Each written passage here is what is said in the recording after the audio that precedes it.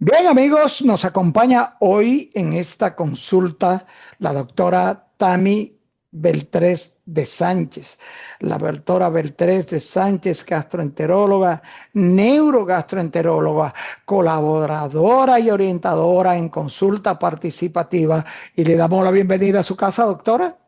Muchísimas gracias. Para mí siempre será un honor, un placer compartir con ustedes en este programa que se ha mantenido por tanto tiempo al aire y que ha dado tantas consultas, que ha dado tantas entrevistas con médicos para el beneficio de los pacientes, de la Así, población en general.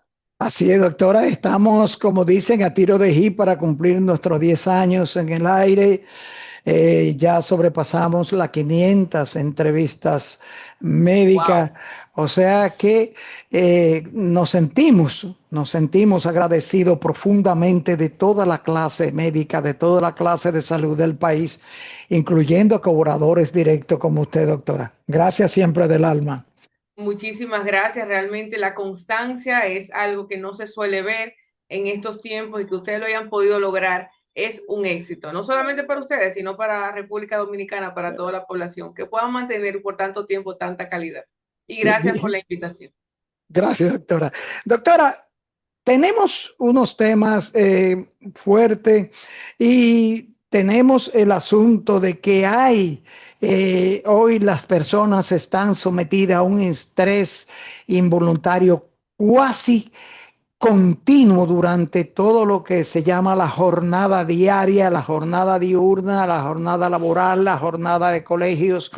Y esos yo lo llamo enemigos de nuestro sistema gástrico. Y vamos a tratar de uno de esos problemas que tiene el ser humano con esta cosa del estrés. También, doctora, queremos referirnos a un padecimiento casi común, el reflujo gástrico. Doctora, ¿qué es el reflujo gástrico? Bueno, el reflujo gastroesofágico no es más que el conjunto de signos y síntomas que se manifiestan en el cuerpo como enfermedad. ¿Y por qué hay que decirlo así? Porque todos tenemos reflujo. O sea, es normal que tengamos reflujo, es algo fisiológico, que en ciertos momentos se relaje un esfínter que tenemos que comunica el estómago con el esófago, este tubito que tenemos aquí, se abre un poco y parte del contenido gástrico sube, asciende. Pero cuando eso ocurre de manera constante, cuando de manera constante está la sensación de quemazón en el esófago, aquí arriba en el pecho, está la tos, está el dolor torácico, la sensación de acidez o de la regurgitación, a eso es que llamamos enfermedad por reflujo gastroesofágico.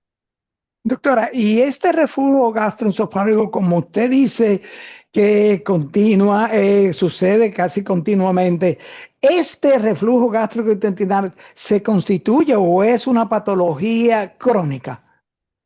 Pues sí, puede ser crónica, porque para que se pueda manifestar fisiopatológicamente debe haber una exposición constante al ácido que se produce en el estómago. Si asciende con mucha frecuencia, constante, poco a poco va erosionando, va pelando, va provocando llagas en lo que ya mencionamos, la unión esófago-gástrica o en el esófago, en la parte de abajo del esófago. Entonces, crónicamente se afecta esta estructura y entonces se manifiestan los síntomas. Ujú. Doctora, y a lo interno del estómago, usted dice que va erosionando dentro del estómago. ¿Qué daños reales y daños peligrosos puede ocasionar este reflujo gástrico dentro del área del estómago? Pues sí, realmente puede ocasionar complicaciones. Entre las complicaciones está la persistencia de la enfermedad, que el paciente continúe con la sintomatología, con los datos de reflujo, no llegue a tiempo al médico. Hay veces que muchas de las enfermedades prevenibles, evitables o curables llegan a complicaciones porque no se va a tiempo al médico. Y en este caso, al no ir a tiempo, se mantiene una constante inflamación de la zona. Ese orificio, ese huequito, se va inflamando, se va edematizando y provoca al final algo que se llama estenosis, porque va inflamando, cicatrizando, inflamando, cicatrizando, inflamando, cicatrizando. Eso se forma un anillo en esta zona que impide el paso adecuado de los alimentos. Este sería en el mejor de los casos. Otros casos es que las células que están en esta zona cambien y al cambiar entonces a otro tipo de células que se llama metaplasia, con otro tipo de células que son células caliciformes, entonces se altera esa zona y se da lo que se llama esófago de Barrett, que lamentablemente es una enfermedad que va antes del cáncer esofágico. Bien, entonces al tener esta enfermedad ya el manejo, el tratamiento, el seguimiento es mucho más estrecho por el temor de convertir. Y por último está el cáncer gástrico, el cáncer esofágico, perdón, por la zona que está afectando, porque si sigue erosionando, si sigue quemando, si sigue maltratando, esas células cambian y entonces se provoca lo que es el cáncer del esófago. Este reflujo gástrico, doctora, ¿puede provocar las famosas úlceras o es lo contrario? ¿Las úlceras provocan reflujo gástrico aparte del no cierre del esfínter que tenemos aquí, el tubito del estómago? Claro, en ambos realmente no están relacionadas una con la otra, no son ni causa ni consecuencia, pero tienen una misma génesis, que es una erosión secundaria a una exposición al ácido. En el caso de las úlceras, es que hay otro factor desencadenante que va a provocar la úlcera y el ácido la va a empeorar. Recordar que el estómago está preparado para recibir ácido.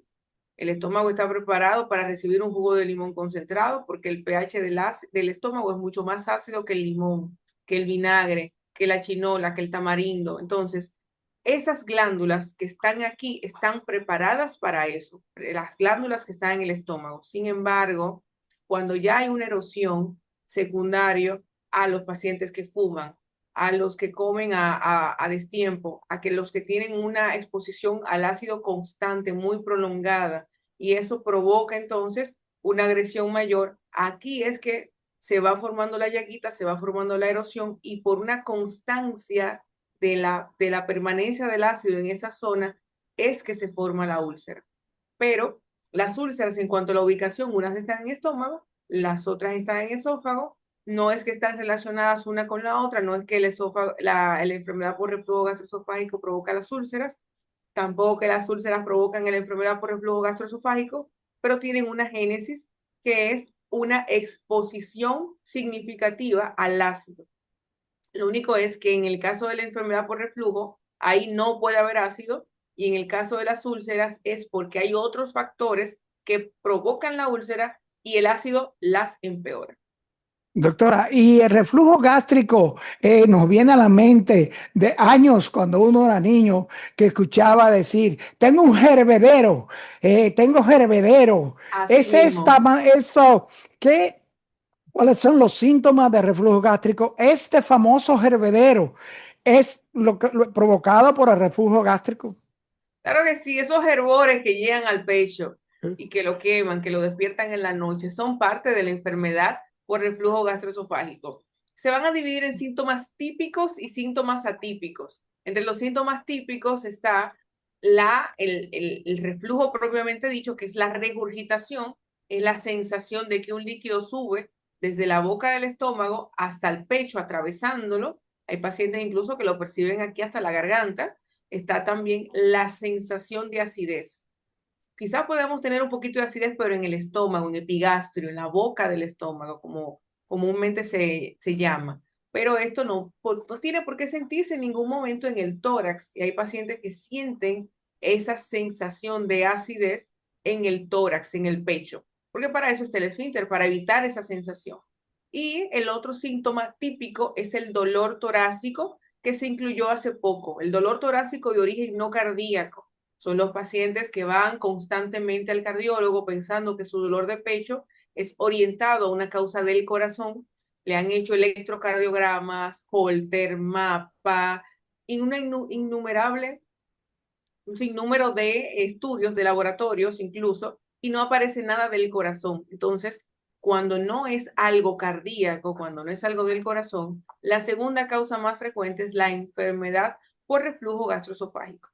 Ya saliendo de los síntomas típicos, acidez, regurgitación y dolor torácico, entraríamos a los atípicos, que sería la tos, el carraspeo, incluso el goteo nasal puede estar incluido, los pacientes que tienen otitis, sinusitis o neumonías a repetición sin una causa que las justifique, igual que la faringitis o la laringofaringitis, pudiera estar relacionado con la enfermedad por reflujo gastroesofágico.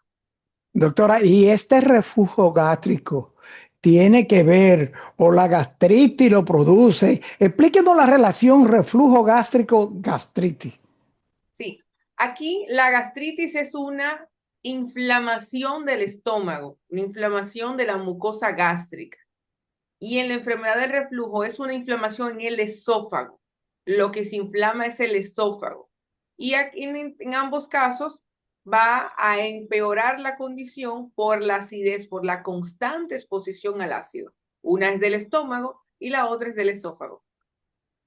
Doctora, las personas que padecen reflujo gástrico nos asalta a preguntar, porque nosotros vivimos en un país tropical, nos alimentamos muy condimentado y también somos dados a ingerir mucha naranja, mucho limón.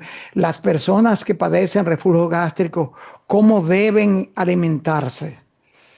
Claro, el paciente que tiene la enfermedad aguda muy activa debería evitar los alimentos muy condimentados, ultraprocesados y los alimentos ácidos porque van a agravar la condición. Bien, pero una vez ya el paciente está en tratamiento, puede ir poco a poco incorporando esos alimentos. Recordar que el estómago está preparado para resistir, para recibir ese tipo de alimentación, no importa, el estómago se encarga de degradar, es el primer paso para el segundo paso para la degradación y después de ahí, entonces pasarlo al duodeno. Sin embargo, cuando hay una afectación, se va a exacerbar la sintomatología cuando consumimos esos alimentos como el chocolate, como los alimentos, el café, que nos encanta tanto el café, los alimentos como el limón, como el vinagre, el tamarindo, los alimentos ácidos, las frutas ácidas propiamente dicho, e incluso en algunos pacientes también los carbohidratos, galletas, pastas, arroz, también pudieran exacerbar esta condición. Después que el paciente tiene el tratamiento, poco a poco puede ir incorporándolos a tomar en cuenta su tolerancia. En base a la tolerancia y al final puede consumirlos todos sin problemas después que cure la enfermedad por reflujo. Doctora, el reflujo gástrico tiene que ver con una sensación de náusea constante antes, después de los alimentos e inclusive náuseas aún en un estado de descanso, durmiendo, por ejemplo. Pudiera ser, pero realmente las náuseas no son tan frecuentes de la enfermedad por reflujo gastroesofágico. Se puede ver un poquito más en gastritis, ese tipo de náuseas, incluso unas náuseas matutinas relacionadas con los alimentos. Se pueden ver más en las afectaciones del estómago. Y un punto importante que usted comentó es la parte de las noches. Los pacientes con enfermedad por reflujo ya que cuando está avanzando el día, ya tenemos un día cansado, un día agotado, así mismo nuestro cuerpo se agota. En la noche, los pacientes que consumen muchos alimentos en la noche y se acuestan de inmediato, al acostarse, este estómago que está en esta posición se va a tornar aquí y este tubo que está aquí, entonces va a permitir que el alimento que estaba aquí en el fondo salga con mayor facilidad y va a predisponer a la regurgitación. Hay muchos pacientes que tienen ERGE, que tienen enfermedad por reflujo, que en la noche no pueden dormir, se tienen que despertar o tienen que utilizar almohadas para colocarse entonces en una posición reclinada que por gravedad impida que esa cantidad de líquido salga con más frecuencia. Doctora, la saliva, esta sensación de una producción abundante de saliva, tiene también el reflujo gástrico que ver con el asunto de la sensación de mucha saliva o resequedad en la boca. Pudiera ser, hay pacientes que tienen un saliveo y pudiera estar relacionado con gastritis o con enfermedad por reflujo gastroesofágico, pero cuando hablamos de cialorrea, ya es un punto totalmente aparte y tenemos que clasificarlo incluso por la edad. No es lo mismo el saliveo de un bebé que el saliveo de una persona de 70 años, que tenemos que pensar en otro tipo de enfermedades, enfermedades neurológicas, enfermedades neurodegenerativas. Entonces, hay que clasificar entonces cómo sería ese saliveo. Pero en el caso de gastritis o de enfermedad por reflujo, cuando hay una exposición al ácido en la boca, es decir, cuando ese reflujo sube hasta la boca, el paciente pudiera tener incluso la boca amarga, esa disgeusia, esa sensación de amargo en la boca, cambios en el sabor habitual o el saliveo se puede presentar. Doctora, asfixia por reflujo gástrico. Oímos mencionar un asunto de que una cuasi asfixia por reflujo gástrico. Sí, sí, claro. Eso está dentro de los síntomas atípicos, porque los pacientes que tienen enfermedad por reflujo, imagínese que usted tenga ese líquido en el estómago y ese líquido usted se acueste y no haga la dieta adecuada de al menos comer 2 horas antes y tampoco en grandes cantidades, 2 horas antes de acostarse. Se acostó con una hartura de sancocho, que le echó picante, le echó su limoncito, viene, se acuesta. Ese estómago, por la posición, va a hacer que parte de ese alimento ascienda hacia el esófago.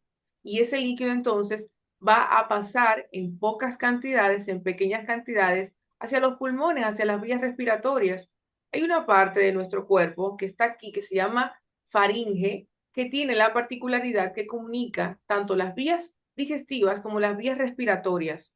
Entonces, si ese reflujo llega hasta esa zona no va a tener la capacidad de discriminar en su totalidad que va para un lado y va para el otro. La glotis no va a tener el tiempo adecuado para cerrar y entonces parte de eso se va a ir hacia las vías respiratorias que obviamente no están para eso. Entonces, en esas microaspiraciones, que es como se llama, esa cantidad de reflujo que va cayendo en las vías respiratorias, es que ocasiona la tos, la neumonía y las faringitis.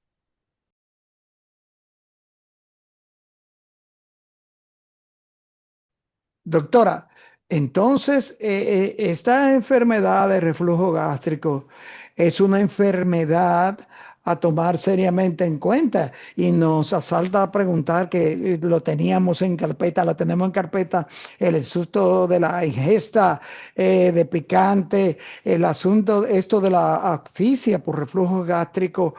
Doctora, ¿cuán dañina, cuánta atención hay que prestarle a esta patología, a esta enfermedad de reflujo gástrico Sí. y si la misma puede conducir a la muerte?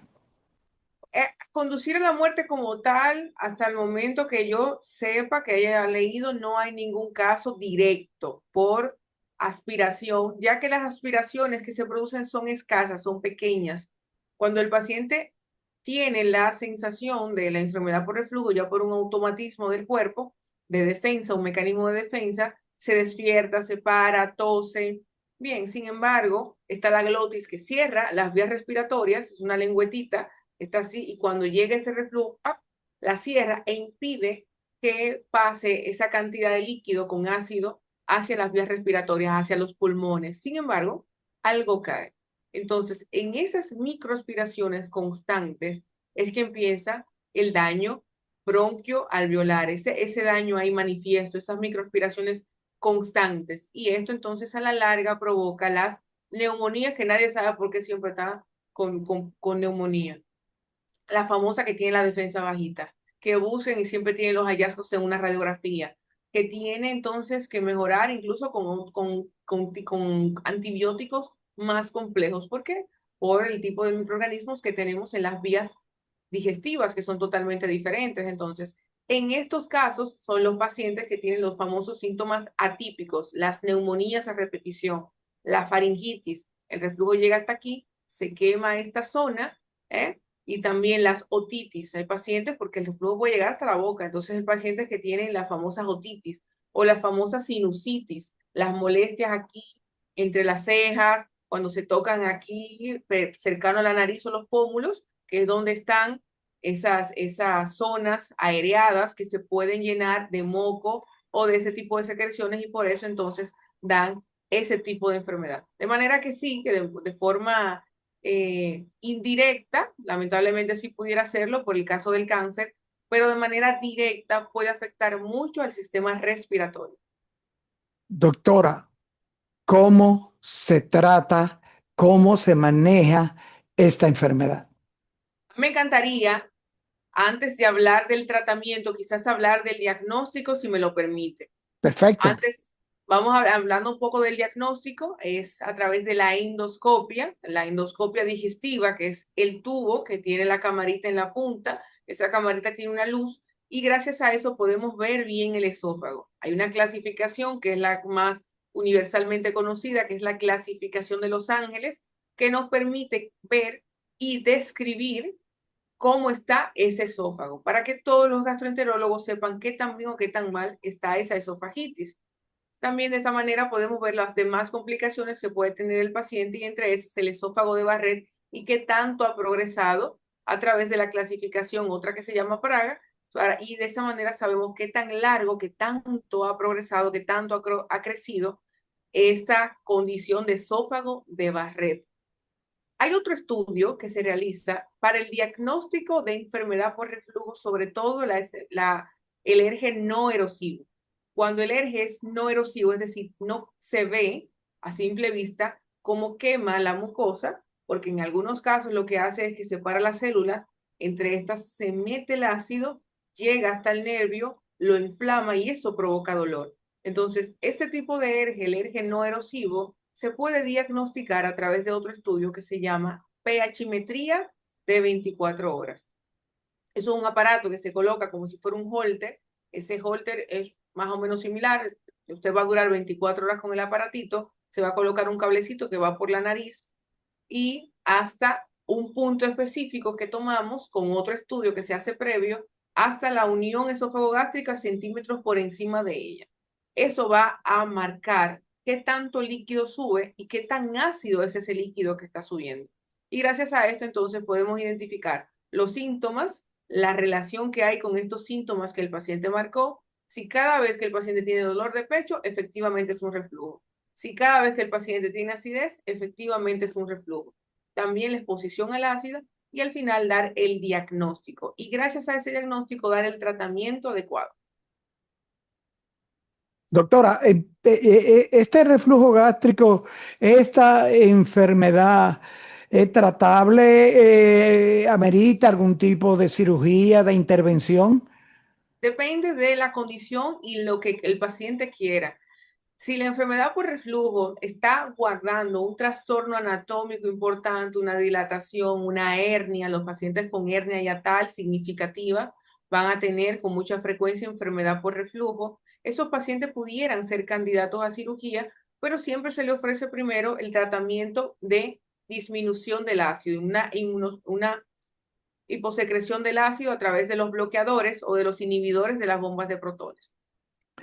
Si el Doc- paciente, a pesar de esto, a pesar de esta condición, a pesar de llevar el tratamiento adecuado, incluso sentirse mejor, quisiera ser candidato a cirugía, se le explican los beneficios, el contra, y si así lo acepta, puede ser candidato. Esas son las dos opciones para el tratamiento con enfermedad por reflujo gastroesofágico. Ahora bien, en mi caso, yo siempre opto por un tratamiento más conservador, un tratamiento médico, ya que la enfermedad por reflujo en muchos casos cura y con un tratamiento adecuado de un periodo entre 8 o 12 semanas, esa cicatriz, esa inflamación, esa llaga va a mejorar. Y después de eso, entonces el paciente con un adecuado estilo de vida puede vivir sin ERGE, sin reflujo. Doctora, usted es neurogastroenteróloga. Así A es. propósito de reflujo gástrico, ese reflujo gástrico y o las patologías del sistema gástrico, ¿qué es, cuál es la relación neurológica entre estas enfermedades? Bueno, aquí está mi loguito. Mi loguito realmente es un cerebro y aquí está el tracto gastrointestinal, las vísceras huecas y es por eso. Hay una relación directa entre el cerebro e el intestino y también se está combinando con la microbiota. La neurogastroenterología trata la motilidad, las secreciones que hay ahí y también la microcirculación, es decir, el buen funcionamiento, la homeostasia de esas dos estructuras. ¿Y por qué? Porque al igual que se produce, nosotros nos enfocamos mucho, la gastroenterología desde por mucho tiempo se ha enfocado en la parte de la secreción ácida, de la secreción gástrica, de la digestión de los alimentos, de la producción de enzimas, pero Ese tubo complejo también tiene terminaciones nerviosas, también tiene neurotransmisores que se encargan de otros funcionamientos que ahora es que se están descubriendo. Entre esos está la serotonina, un neurotransmisor, hay personas que le llaman hormona, que se encarga del bienestar del cuerpo. Ella produce sustancias y se encarga de regular otras que también son conocidas como la dopamina.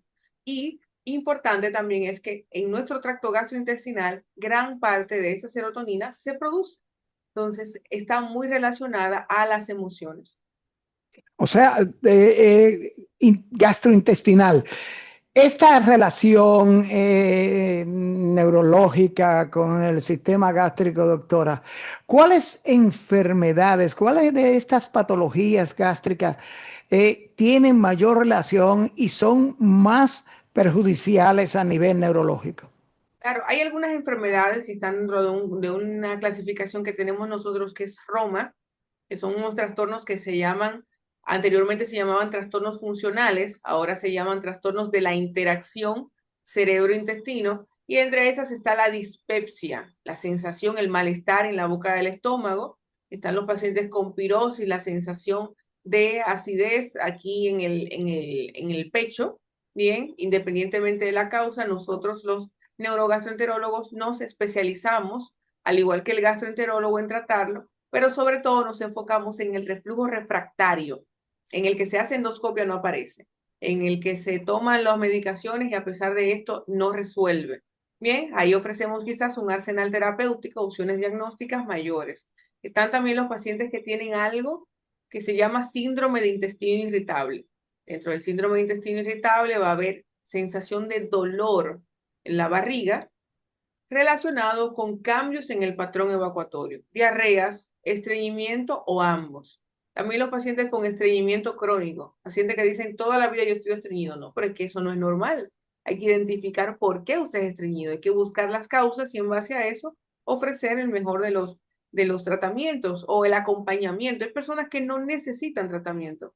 Con el cambio de estilo de vida mejoran ese estreñimiento, pero hay que organizarlos, orientarlos en ese punto. También Doc- tenemos los pacientes que tienen gastroparesia, independientemente de la causa, que es el enlentecimiento del estómago, estas personas que dicen que siempre tienen la comida parada, la digestión lenta. En algunos casos no es así, con también orientaciones se pueden mejorar, pero hay otros que sí, y el tratamiento es complejo. Entonces aquí nos enfocamos. Y un punto muy importante es la disfagia. Es el paciente que tiene dificultad al tragar, causas neurológicas, sobre todo en la tercera edad, algunas enfermedades neurológicas, neurodegenerativas, entre esas el Parkinson, va a provocar dificultad para tragar. Otras orgánicas, una alteración en la relajación de ese esfínter que hemos hablado tanto de él, hace que se cierre con mucha frecuencia e impida que la persona se alimente bien, pierde peso, vomita con frecuencia porque los alimentos se descomponen arriba en el esófago, tienen muchos vómitos de comida vieja, lo que se comió ayer lo vomitó hoy. Es una enfermedad similar al cáncer, porque el paciente pierde mucho peso, se desnutre, las condiciones y al final con resolver eso, ya el paciente cura bastante bien. Y entre así, un arsenal de enfermedades relacionadas con la interacción cerebro-intestino. Doctora, y nos falta preguntar, y la relación por pensar estómago, ingesta, intestino, y la relación bacteriana, infecciones en el sistema gástrico, doctora. Claro que sí, eso es la microbiota. Bien, nuestro gran ecosistema que contribuye y toda la vida ha contribuido a nuestra buena digestión. Nosotros en nuestro cuerpo tenemos bacterias, hongos, porque ahora hay una campaña de querer eliminar los hongos. Ellos son buenos, nos colaboran en su justa medida, en su justa proporción nos colaboran. Tenemos virus, ¿eh? Tenemos arqueas, en fin, tenemos muchos microorganismos en nuestro cuerpo que contribuyen a nuestra digestión, a nuestro bienestar. Y eso se llama microbiota. Hay otro término que es el microbioma, es el ecosistema. Usted y yo estamos conversando, pero en nuestro entorno hay árboles, está el oxígeno, están otras estructuras, otros artículos. Ese es nuestro ecosistema.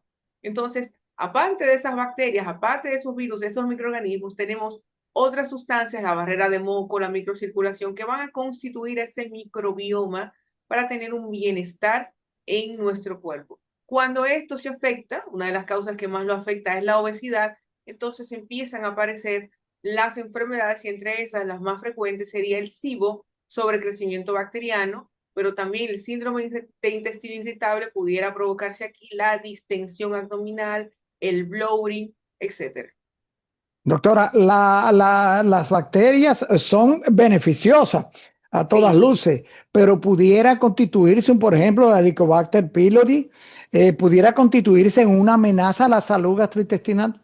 sí, realmente, lamentablemente, le hemos declarado la guerra al Helicobacter pylori. Ya el Helicobacter pylori es una amenaza. Entonces aquí está el test and treat. Inmediatamente se identifica, hay que tratarlo, porque ya hay evidencia bastante sustanciosa de que el paciente que tiene Helicobacter pylori tiene una probabilidad de hasta un 8% mayor de llevar a cáncer gástrico. Entonces, por eso esta bacteria se trata de eliminar, inmediatamente se diagnostica. O sea que sí es una bacteria a tomar en cuenta, no Es como una pasa bacteria. con el asunto de reflujo gástrico, que muchas personas pues ignoramos, sentimos la cuestión, como ya le decían, el hervedero, pero lo ignoramos. Doctora, finalmente, la enfermedad de Crohn, el mal de Crohn, es provocada por una de estas bacterias que provoca este padecimiento. Bueno, la enfermedad de Crohn es una enfermedad multifactorial, es una enfermedad inflamatoria e intestinal que tiene la particularidad de afectar desde la boca hasta el ano. En la enfermedad de Crohn hay algunos microorganismos que están relacionados, que pueden predisponer, entre esto está la Shigella, la Escherichia coli, pero es una enfermedad que se caracteriza por dar, entre comillas, gastroenteritis con frecuencia, dolor abdominal, diarreas e incluso sangrado y fiebre en algunos pacientes. En el grupo etario que suele afectar es entre los 15, 30, 35 años y puede provocar, aparte de la sintomatología que les comenté, estados de desnutrición. Como afecta el tracto gastrointestinal, como afecta mucho el intestino delgado, y en el intestino delgado es que se absorben los nutrientes, entonces al el intestino estar constantemente afectado, gran parte de los nutrientes que ingerimos a través de los alimentos no se absorben. Y eso es un paciente que tiene diarreas líquidas, diarreas fétidas y pierde peso o no gana directamente por esto, por este estado de malnutrición a causa de la inflamación que está en estos intestinos. La buena nueva es que aunque es una enfermedad que a diferencia de alergia, que el alergia cura, la enfermedad de Crohn hasta el momento no cura, pero se puede controlar bastante. Doctora, me hacen así, la famosa hernia hiatal, doctora. Díganos, ¿qué provoca las hernias hiatales? En el 90% de los casos, ojo a la población, en el 90% de los casos, la hernia hiatal no provoca síntomas. Es un hallazgo, es una hernia pequeña que solamente es darle vigilancia. Solamente el 10%, y es importante, porque la gente se preocupa mucho con este diagnóstico, pero solamente el 10% de la hernia hiatal requiere atención. Y en estos casos sería cirugía, pero solamente el 10. De cada 10, un paciente.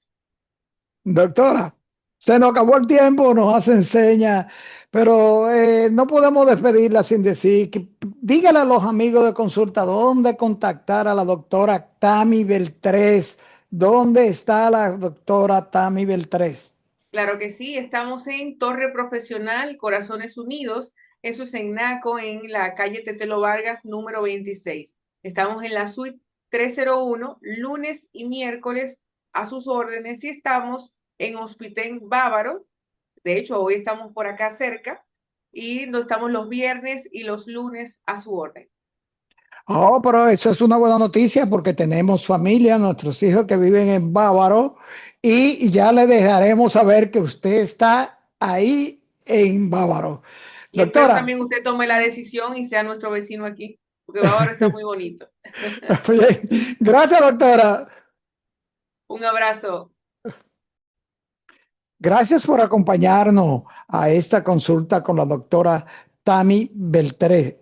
La doctora Tami Beltré es gastroenteróloga, neurogastroenteróloga, con la que estuvimos consultando sobre las enfermedades gástricas, gastrointestinales y sobre todo reflujo gástrico y la relación intestino-sistema neurológico. Amigos, amigas, nos vemos en la próxima consulta.